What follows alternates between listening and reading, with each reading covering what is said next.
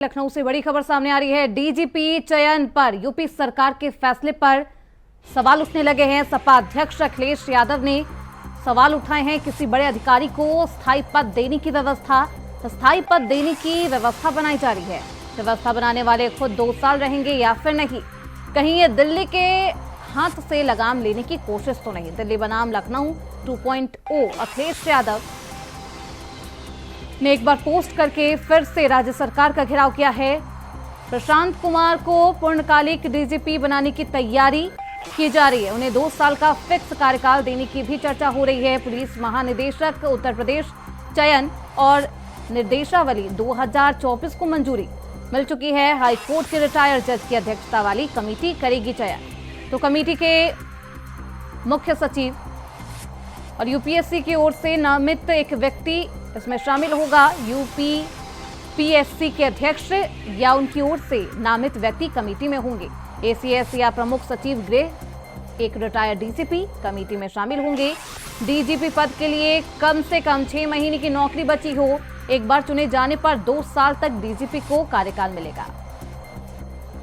तो सपा अध्यक्ष अखिलेश यादव ने एक बार फिर से डीजीपी चयन को लेकर राज्य सरकार का घेराव किया है और साफ तौर पर कहा कि जो ये नियमों में बदलाव कर रहे हैं, क्या वो 2 साल टिक पाएंगे? सवालिया निशान, क्योंकि लगातार समाजवादी पार्टी की तरफ से ये कहा जा रहा है कि 2027 में उनकी सरकार आएगी।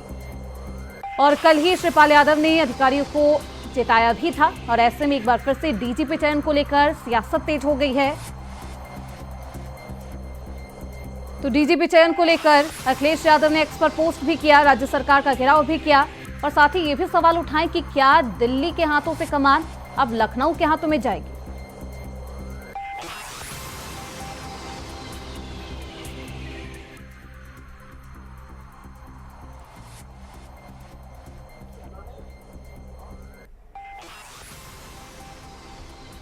तो इस खबर तो लगातार इस पूरे मामले पर सियासत तेज है। हमारे साथ समाजवादी पार्टी के प्रवक्ता विधायक अखिलेश यादव जुड़ चुके हैं।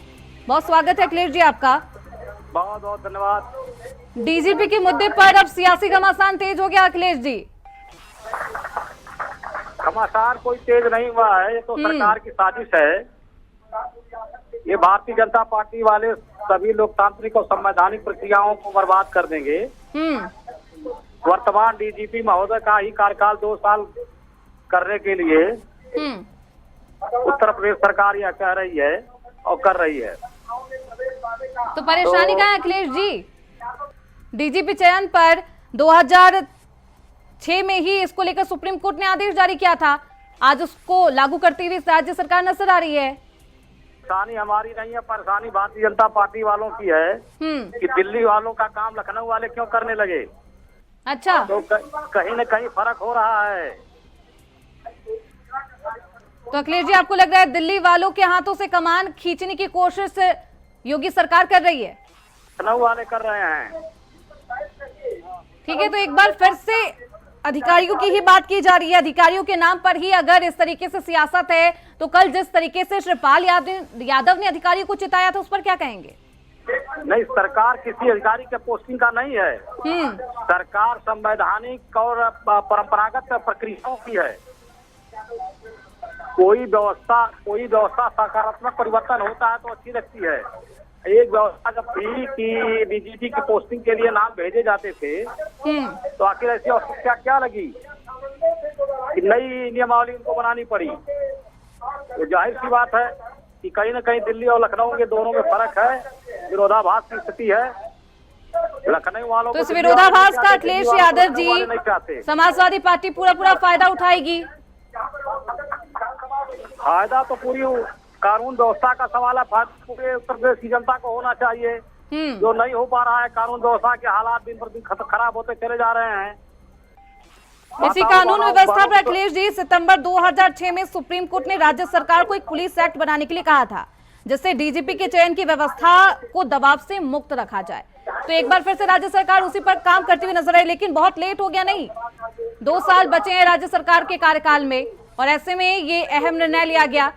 इसके पीछे राज्य सरकार का मकसद क्या होगा, मोटिव क्या है?